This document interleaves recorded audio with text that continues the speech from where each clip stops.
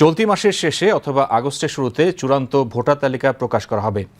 নির্বাচন commissioner brigadier general অবসরপ্রাপ্ত আবুল ফজল মোহাম্মদ সানাউল্লাহ আজ রাজধানীর নির্বাচন ভবনে সাংবাদিকদের ব্রিফিংকালে এ কথা বলেন। তিনি জানান, জাতীয় ও স্থানীয় সরকারের ভোটে আর ইভিএম ব্যবহার হবে না। এই কমিশনার আরও বলেন, পোস্টাল ব্যালটের মাধ্যমে প্রবাসী বাংলাদেশিরা ভোট দিতে পারবেন।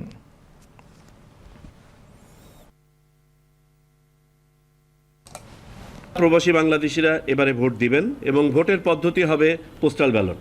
পোস্টাল ব্যালটে যে সীমাবদ্ধতা ছিল সেই সীমাবদ্ধতা কাটানোর জন্য এখন এই পোস্টাল ব্যালট পদ্ধতিটা হবে আইটি সাপোর্টেড পোস্টাল ব্যালট। রাজনৈতিক ঐক্যমত এবং সংস্কার কমিশনের সুপারিশ উভয় ক্ষেত্রেই ইভিএম এর পক্ষে কোনো মত এই মুহূর্তে নাই। আমরা শুরুতেই সিদ্ধান্ত নিয়েছিলাম যে জাতীয় নির্বাচনে ইভিএম ব্যবহার হবে না। আজকে আমরা চূড়ান্তভাবে সিদ্ধান্ত নিয়েছি এটা কোনো স্থানীয় নির্বাচনেও ব্যবহার হবে না। আমরা যে বাড়ি বাড়ি গিয়ে হালনাগাদ করেছি, আপনারা জানেন, বাড়ি বাড়ি গিয়ে হালনাগাদ কার্যক্রমে আমাদের 44 লক্ষ, আজ পর্যন্ত 44,66,602 জন বাদ পড়া ভোটার আমরা পেয়েছি যারা নিবন্ধন করেছেন নতুনভাবে। তালিকার মধ্যে মৃত ভোটার পেয়েছে আমরা, বাদ পড়েছে 21,32,590 জন।